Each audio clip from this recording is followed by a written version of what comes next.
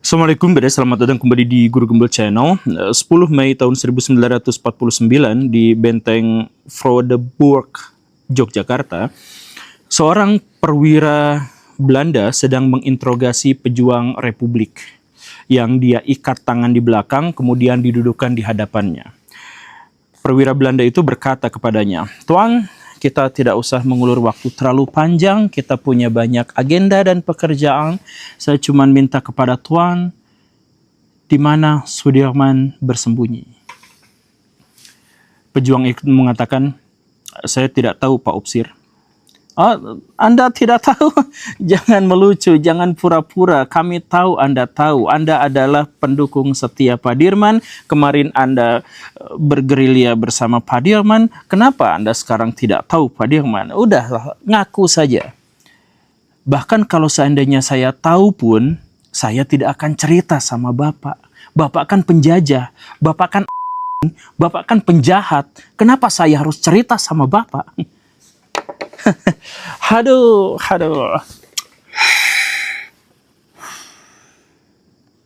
"Tuan, dengarkan kami tidak mau jahat sama Tuan, kami ingin baik sama Tuan. Dan kami punya coklat, kami punya susu, kami punya beras, kami punya huden, kami punya banyak sekali harta. Tuan bisa kami kasih semuanya dan semuanya aman. Kami tidak akan cerita sama orang-orang kalau Tuan bocorkan rahasia itu. Cukup di antara kita saja, ya?" Ya, tetap penjajah. Kami tidak sudi memberitakan informasi itu. Diperlakukan seperti itu, serdadu itu melirik keras satu arah, memberikan isyarat, dan tiba-tiba dari arah itu tuh muncul seorang orang pribumi, kulitnya pribumi, wajahnya pribumi, bahasanya pribumi, tetapi dia menggunakan pakaian tentara kolonial Belanda, kenil.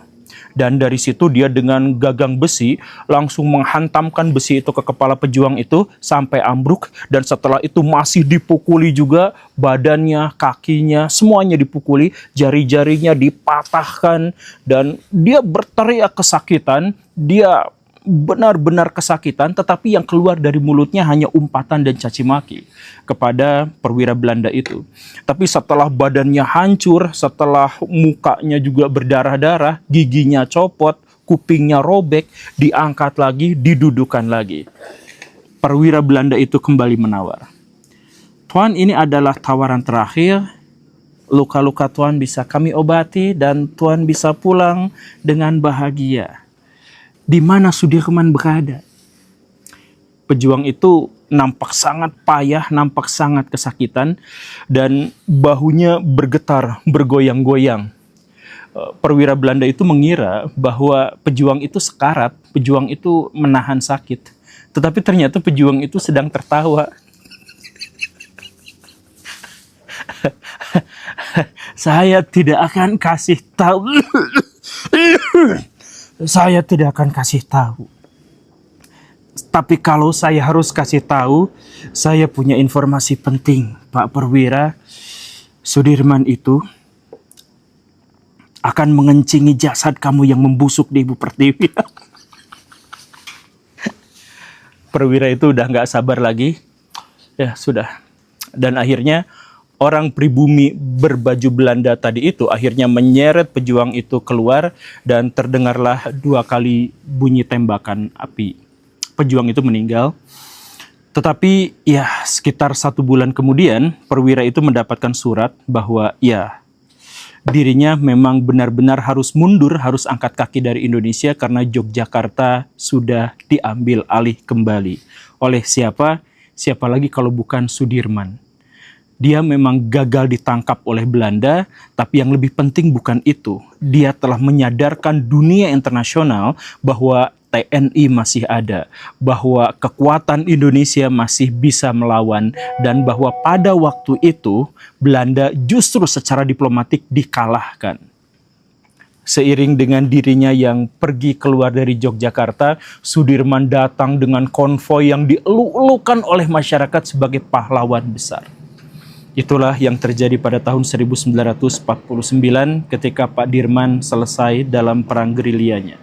Dan Baraya tahu orang pribumi yang berpihak pada Belanda tadi itu berasal dari batalion Anjing Nika.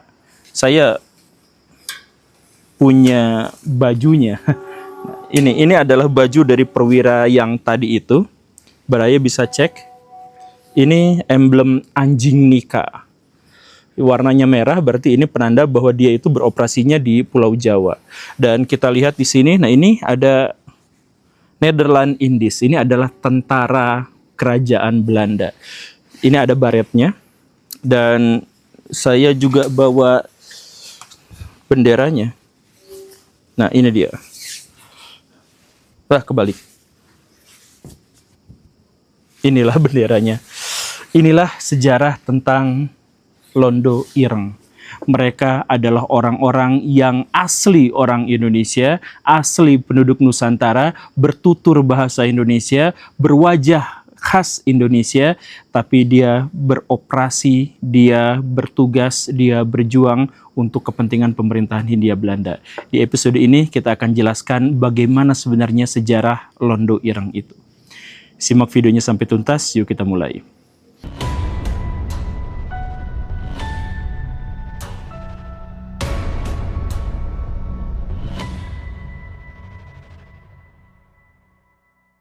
Saya mengajak Baraya untuk kembali ke 120 tahunan sebelumnya. Di Jawa ada sebuah peristiwa pertengkaran yang sangat dahsyat, yang sangat besar, yang oleh Belanda disebutnya sebagai The Javas Oorlog atau Perang Jawa, atau kita menyebutnya Perang Diponegoro. Itu adalah perang yang paling menyakitkan, perang yang paling bikin frustasi Belanda. Betapapun perang itu membuat orang-orang pribumi jauh lebih tertekan, tetapi Belanda pada waktu itu juga benar-benar frustasi dan benar-benar mengalami trauma.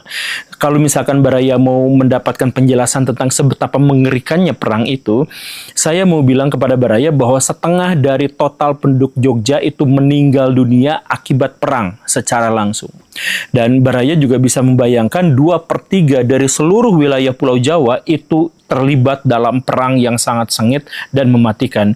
Dan bahwa perang itu menyebabkan kematian sampai 3,5% dari total penduduk Jawa pada waktu itu.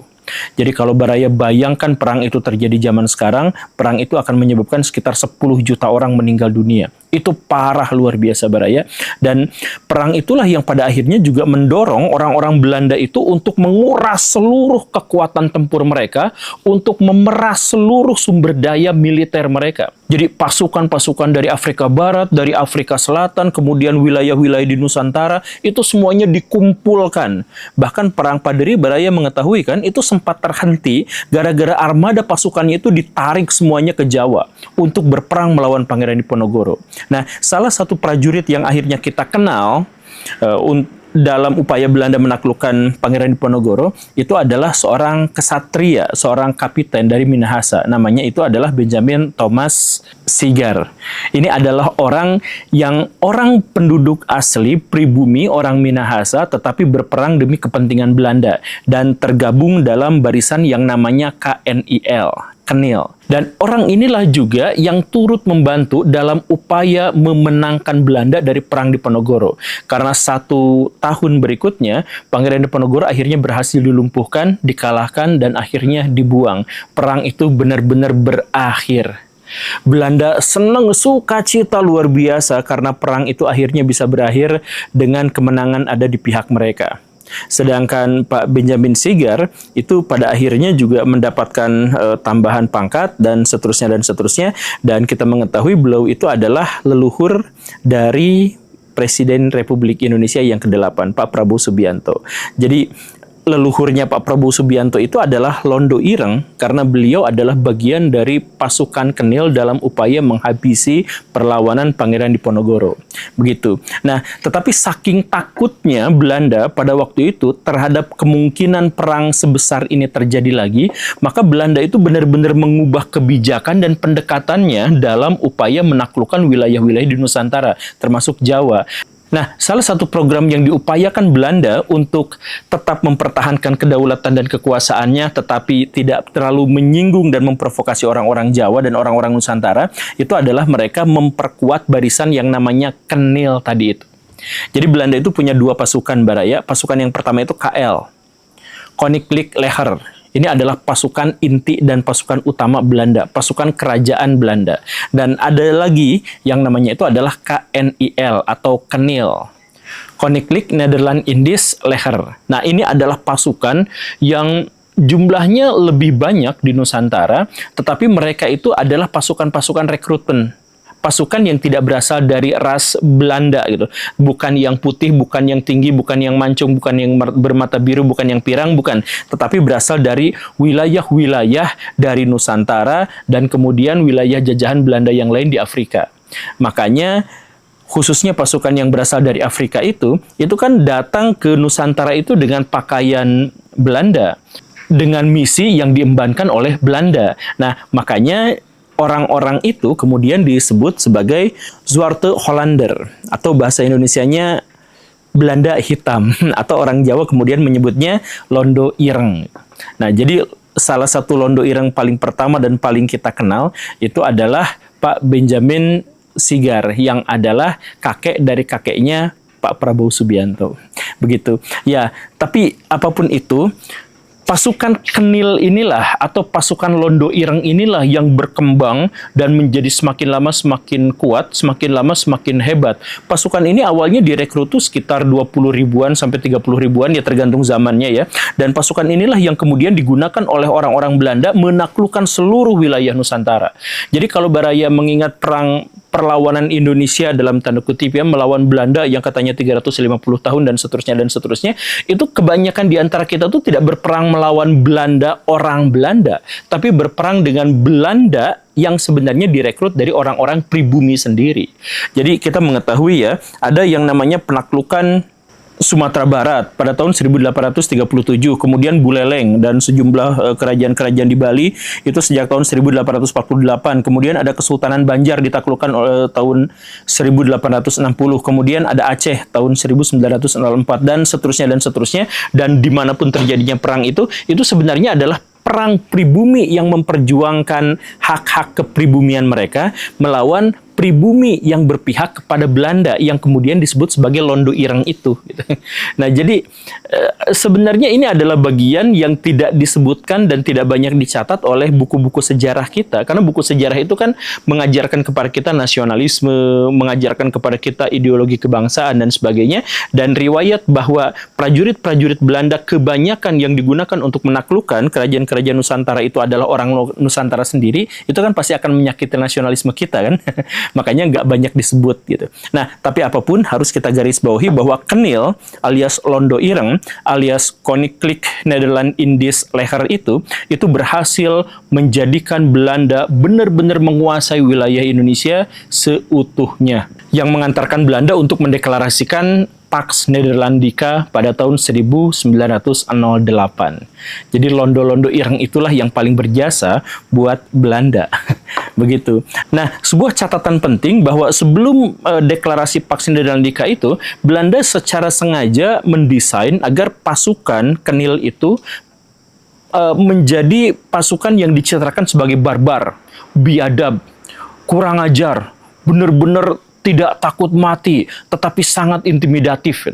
Belanda tuh menginginkan yang seperti itu. Kenapa? Karena Belanda itu takut kalau orang-orang pribumi itu nyerang dan menyalahkan orang Belanda yang asli, sehingga mereka tuh harus membuat sebuah citra bahwa pasukan Belanda yang KL itu diplomatik, itu santun, itu kompromistis, itu tidak kasar. Nah, kemudian ada satu lagi pasukan yang namanya KNIL, itu buas, beringas, galak, tidak beradab, tidak berperi kemanusiaan dan sebagainya. Itu didesainnya seperti itu.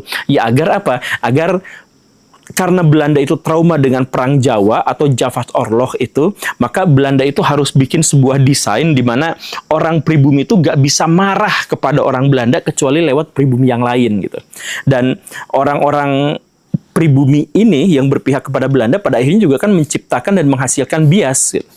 Bahwa saya kan mau berperang lawan Belanda, tapi ternyata saya berperang dengan teman sendiri gitu. Nah, ini kan menciptakan bias gitu. Nah, inilah yang dibutuhkan dan diinginkan oleh Belanda gitu. Tetapi justru inilah masalahnya, kekuatan terbesar dari KNIL itu adalah kelemahannya. Mereka itu didesain, mereka itu dididik untuk bertempur melawan kerajaan-kerajaan di Nusantara, berperang secara gerilya, kemudian menciptakan berbagai tipu muslihat. Tetapi mereka itu hanya didesain untuk itu. Ketika zaman berubah, kemudian dunia mulai mengenal perang modern, nah pasukan Kenil ini tidak dibekali pelatihan-pelatihan yang memadai untuk berhadapan dengan perang modern. Contohnya, pada tahun 1941-1942, itu kan ada kampanye besar-besaran Jepang ke Nusantara untuk mengambil alih wilayah ini dari kekuatan Belanda. Begitu kan? Nah, Kenil kan tentu saja diberdayakan untuk berhadapan dengan pasukan Jepang. Tetapi apa yang terjadi? Digebuk baraya, dihancurkan. Tidak berdaya, tidak ada rematch, tidak ada drama lawan wasit, tidak ada apa-apa. Pokoknya di sekali serang itu langsung dikalahkan. Karena ketika pasukan Kenil misalkan konvoi di satu wilayah, misalkan ketika mereka itu harus melindungi Bandung dari serangan Jepang, itu kan mereka mempersiapkan diri itu di daerah Ciater, daerah Tanjakan Emen, daerah Subang di situ. Mereka mempersiapkan semuanya itu, tetapi alih-alih mereka berhadapan dengan tentara-tentara personil infanteri Jepang, yang mereka hadapi pertama kali itu adalah Mitsubishi Zero, pesawat tempur paling canggih di zamannya. Jadi ketika orang-orang Kenil bersiap-siap nih daerah gunung nih, ngeliatin, itu masih jauh, ayo kita siap-siap. Tiba-tiba yang datang, apa itu? Apa itu?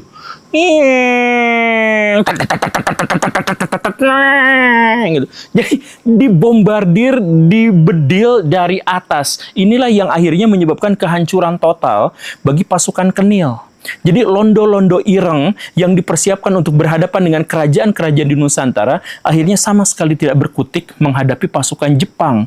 Pasukan Jepang pada waktu itu sudah sangat berpengalaman dalam perang di Cina, dalam perang melawan Rusia, dalam perang dengan teknologi supermodern. Sedangkan Belanda pada waktu itu dengan Kenilnya itu justru hanya disiapkan untuk berhadapan dengan orang-orang pribumi. Makanya hancur. Dan setelah hancur apa? Orang Belanda benar-benar menyerah kepada Jepang, dan kemudian Jepangnya menguasai wilayah Nusantara dan pasukan Kenil dibubarkan. Udah bubar, nggak guna banget kalian itu, udah pergi. Udah dibubarin. Dan akhirnya ya orang-orang yang terkemuka dari pasukan Kenil itu pensiun, nggak bisa apa-apa. Salah satu yang lainnya siapa? Jadi baraya gini ya, ini juga harus kita garis bawahi, dan ini juga sebenarnya tidak banyak disinggung dalam buku-buku sejarah kita sejauh yang saya tahu ya. Sebenarnya kita menemukan banyak sekali pahlawan-pahlawan nasional yang kita sebut sebagai pahlawan pejuang kemerdekaan dan sebagainya, yang sebenarnya itu adalah bagian dari londo ireng, bahwa mereka itu mendaftarkan diri sebagai perwira Belanda, sebagai prajurit Belanda yang masuk ke dalam Kenil yang tadi itu. Coba baraya sebutkan siapa aja pahlawan-pahlawan nasional kita yang sebenarnya berasal dari Kenil. Ada Pak Urip Sumoharjo, kemudian ada Pak Aha Nasution, kemudian ada Pak Gatot Subroto, ada Pak Harto. Itu semuanya itu adalah orang Kenil, orang yang kita sebut sebagai londo ireng. Walaupun nggak benar-benar ireng, tetapi kan itu sudah menjadi pengumuman gitu untuk semua personil-personil pasukan Belanda yang bukan orang Belanda, kan begitu ya. Nah, Pak Harto itu ada di situ. Jadi kalau misalkan baraya menemukan ada Pak Prabowo Subianto mengatakan wahai londo-londo ireng dan lain sebagainya, Pak Prabowo itu keturunan dari londo ireng dan beliau juga adalah menantu dari londo ireng. Kalau memang kita mau menerjemahkan londo ireng sebagai sesuatu yang negatif gitu. Tetapi yang jelas ya harus diakui bersama bahwa fakta sejarahnya, fakta historisnya adalah bahwa banyak sekali tokoh-tokoh yang kita agungkan sekarang itu memang berasal dari Kenil. Tapi kan nggak jadi masalah karena pada waktu itu konsep nasionalisme kita tuh belum matang atau bahkan belum ada atau belum dikenal gitu. Sehingga banyak sekali orang-orang yang menganggap bahwa daftar menjadi tentara reguler pemerintah kolonial Belanda itu adalah pekerjaan yang biasa-biasa aja gitu. Kan pada waktu itu belum merdeka gitu. Ya tapi harus kita akui ya, banyak warga Kenil yang akhirnya jadi pahlawan nasional Indonesia. Begitu. Nah, setelah Jepang benar-benar mengalahkan Kenil itu dan membubarkannya, kan Jepang juga membutuhkan prajurit di Indonesia tuh, dan akhirnya mereka tuh meniru ala-ala Kenil. Akhirnya mereka bikin peta, bikin heiho di Indonesia. Nah, peta dan heiho ini juga merekrut mantan-mantan orang Kenil. Nah, termasuk Pak Harto. Pak Harto juga dulu Kenil, kemudian dibubarkan, kemudian ketika Jepang bikin yang namanya peta, direkrut dan menjadi pelatih. Nah, tetapi ada perbedaan mendasar antara tentara Kenil dengan tentara peta. Tentara Kenil itu diajarkan menjadi sangat-sangat profesional, benar-benar berkompeten sebagai seorang tentara. Nah, sedangkan tentara peta itu digunakan sama orang Jepang itu untuk umpan maju terdepan saja. Dan karena itu fokusnya itu sebenarnya adalah semangat kepahlawanan, jiwa pantang ketakutan, berani mati, dan sebagainya. Maka kalau orang-orang Belanda itu mengoperasikan senapan, misalkan, orang Kenil itu, sedangkan orang-orang peta itu diajarkannya pakai bambu runcing. Gitu. Jadi, ayo kita mulai, siap, ato, nah, kayak gitu latihannya itu. Ya kan dulu saya jadi pelatihnya Baraya. Ya, tapi maksud saya balik lagi, Londo Ireng yang tadi sudah dibubarkan itu pada akhirnya menjadi bagian dari skenario Jepang untuk mendidik rakyat Indonesia berperang melawan sekutu dengan melibatkan mereka dalam pelatihan Heiho dan peta. Begitu. Nah, ini kemudian ada masalah berikutnya. Jepang kan akhirnya dikalahkan juga sama sekutu kan. Nah, kita sudah mengetahui itu. Nah, ketika Belanda balik lagi datang ke Indonesia, Kenil dimunculkan lagi. Pasukan Londo Ireng itu diberadakan lagi. Nah, ini yang membingungkan. Karena apa coba? Sekarang Baraya bayangkan, ada tentara peta, ada Laskar Rakyat, yang berikutnya nanti namanya menjadi TKR, kemudian jadi TNI. Nah, kemudian dihidupkan lagi yang Kenil. Ini gimana? Jadi akhirnya di Indonesia itu ada 3 pihak yang saling bermusuhan satu sama lain. Dan yang lebih menyakitkannya lagi, itu adalah ketika Bung Karno memproklamirkan kemerdekaan Republik Indonesia di Pegangsaan Timur tanggal 17 Agustus itu yang hadir itu berapa orang? Yang hadir itu sekitar 500 sampai 1000 orang lah. Nggak sampai 1000 orang, tapi antara 500 sampai 1000 orang. Sedangkan ketika Belanda membuka pendaftaran siapa yang mau jadi Kenil, itu ada sekitar 40 sampai 50 ribu orang Indonesia, orang pribumi yang langsung jadi tentara Belanda dan berpihak untuknya. Coba sekarang Baraya bayangkan. Jadi kalau misalkan ada narasi bahwa Indonesia memproklamasikan kemerdekaan karena itu adalah keinginan seluruh rakyat Indonesia, itu nggak seperti itu Baraya. Coba lihat perbandingannya aja. Yang ikut mendeklarasikan itu cuma 1000 orang maksimal, sedangkan Belanda di tahun 1946 membuka kembali pendaftaran Kenil, itu yang ikut gabung itu puluhan ribu orang. Mereka semua menyatakan sumpah setia pada kerajaan Belanda untuk melindungi kepentingan-kepentingan mereka dan untuk melawan setiap ancaman, termasuk dalam hal ini ancaman dari orang-orang Indonesia. Jadi pada akhirnya nanti peta dengan laskar-laskar rakyat itu berhadapan dengan Kenil. Begitu. Nah, jadi cerita yang di awal di intro tadi itu kan menjelaskan tentang bagaimana orang-orang Kenil itu digunakan oleh Belanda untuk berhadapan dengan orang-orang pribumi. Nah, Kenil itu karena pada dasarnya memang didesain untuk menjadi sangat buas dan biadab, maka mereka benar-benar menjadi jauh lebih mengerikan dan menakutkan daripada pasukan sekutu maupun pasukan reguler Belanda kerajaan. Salah satu yang paling terkenal yaitu yang tadi itu, Anjing Nika. Itu batalion yang salah satu batalion paling legendaris gitu di Indonesia. Itu sangat menakutkan dan kesetiaan mereka pada Belanda itu benar-benar tidak bisa ditawar-menawar lagi gitu. Bahkan saking setianya mereka sebagai Anjing Nika, sebagai anjing Belanda itu banyak istilah-istilah Sunda dan Jawa itu yang mengikuti bahasa komando orang-orang Belanda. Baraya tahu nggak, kalau tukang parkir markirin mobil, dia itu keluar suaranya gini. Op. Kenapa harus op? Atau orang Sunda nyebutnya hup, artinya stop gitu ya. Nah, itu kan sebenarnya adalah bahasa Belanda. Jadi orang pribumi itu disuruh jalan, disuruh op, langsung berhenti gitu. Nah, pembahasan yang digunakan oleh Belanda untuk anjing-anjing Nika itu sampai sekarang masih kita gunakan ya, jadi tukang parkir itu. Begitu Baraya. Ya, tapi balik lagi. Sekarang situasinya adalah orang pribumi yang memperjuangkan kemerdekaan Indonesia berhadapan dengan Kenil, orang Indonesia juga yang ingin Indonesia tetap dijajah sama Belanda. Itu terjadi perangnya sekitar 4 tahun Baraya, atau 3 tahun lah maksimalnya ya. Jadi dari tahun 1946 sampai 1949. Jadi kalau Baraya kenal dengan agresi militer Belanda 1, kemudian agresi militer Belanda kedua, kemudian ada bentrokan di sana sini dan seterusnya, itu sebenarnya adalah orang-orang Indonesia ngelawan orang-orang Indonesia yang lain yang pro terhadap Belanda. Gitu Baraya, ya ada tentara KL Belandanya itu ada, yang bule-bule itu ada, tetapi jumlah yang lebih besarnya justru adalah pasukan Kenil yang adalah rekrutan dari orang Indonesia sendiri. Begitu.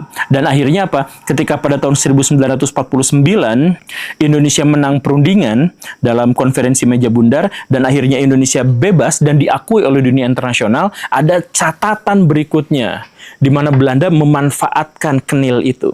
Yaitu apa? Belanda mengatakan kami akan mengakui kedaulatan Indonesia dengan beberapa syarat. Nah, salah satu syaratnya itu adalah Kenil harus digabungkan dengan TNI untuk membuat sebuah korps pasukan yang baru yang namanya itu adalah APRIS. Jadi TNI dibubarkan, Kenil dibubarkan, tapi pasukan-pasukannya dilebur jadi satu, didirikanlah yang namanya APRIS, Angkatan Perang Republik Indonesia Serikat. Nah, itu syarat Belanda Baraya. Biar apa? Ya tentu saja Belanda-Belanda itu lagi menyimpan penyakit besar, menyimpan kanker, menyimpan parasit di dalam tentara kita. Tentara kita sudah ada, kemudian Belanda masukkan ke sana, dan kemudian jumlahnya banyak membengkak. Itu sekitar 200.000 orang, Baraya. Itu terlalu banyak. Nah, jadi pemerintah Indonesia tuh udah mah duitnya gak dapet, kita harus membangun, kita harus menjadi negara berdaulat yang merdeka, bla bla bla bla bla. Ini justru malah dikasih tentara yang banyak. Belanda mensyaratkan, kalau kamu mau diakui kedaulatannya, maka tentara saya, Kenil yang tadi itu harus jadi bagian dari tentara Republik Indonesia Serikat. Dan dampaknya apa? Ya jelas, selain ongkos yang membengkak, itu terjadi perpecahan internal. Orang-orang Nusantara yang sudah berpihak pada Belanda kan tentu saja nggak mau disatukan sama yang sebelumnya menjadi musuh mereka. Ini ada satu kejadian Baraya, ada seorang perwira, bukan perwira, ada seorang prajurit orang Indonesia itu ketika berperang lawan Belanda itu sampai keluarganya tuh dibantai, sampai rumahnya dibakar, sampai harta kekayaannya diambil. Nah, setelah konferensi meja bundar, kemudian orang-orang Kenil itu dipaksa gabung, ternyata orang Kenil itu diangkat jadi atasan dari pejuang ini. Ada dalam satu divisi, ada dalam satu batalion, disatuin. Nah, ini coba sakitnya tuh kayak gimana, Baraya? Disatuin sama musuh sendiri. Dan inilah pada akhirnya yang menyebabkan rangkaian kekerasan di Indonesia yang berlarut-larut. Coba Baraya, Perang Andi Aziz itu adalah mantan Kenil masuk ke APRIS tapi kemudian memberontak. Kemudian ada RMS Republik Maluku Selatan, itu kejadiannya sama. Kemudian ada Ratu Adil APRA ya, Westerling, itu juga melakukan hal yang sama. Jadi ini adalah strategi Belanda gimana caranya walaupun mereka sudah mengakui kedaulatan Indonesia, tapi Indonesia akan dihancur leburkan dari dalam gara-gara konflik internal antara mantan Kenil dengan mantan TNI. Begitu. Dan perang itu nggak selesai sampai di situ Baraya, bahkan sampai berkelanjutannya, sampai G30S itu masih. Itu adalah sisa-sisanya, bahkan sampai sekarang kita kan masih tahu bahwa ya londo-londo Irang itu masih menjadi musuh dalam selimut di Republik Indonesia yang tercinta ini. Kita tidak tahu apa yang terjadi, tetapi ya londo-londo Irang itu masih kuat. Jadi ayo kita jadikan sebagai pelajaran untuk berhati-hati. Terima kasih karena sudah menyimak. Saya Guru Gembul. Assalamualaikum warahmatullahi wabarakatuh.